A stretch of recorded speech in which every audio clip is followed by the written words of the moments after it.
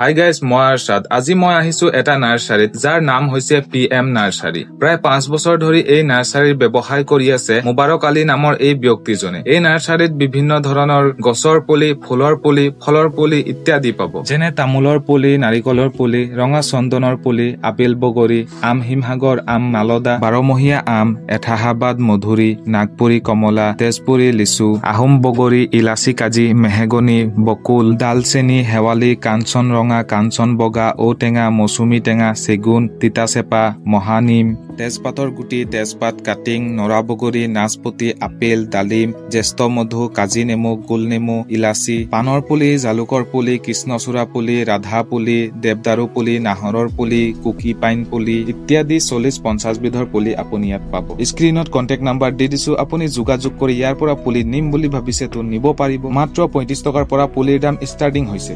ভিডিঅ'টো যদি চাই ভাল লাগিল ফলো কৰিব নাপাহৰিব।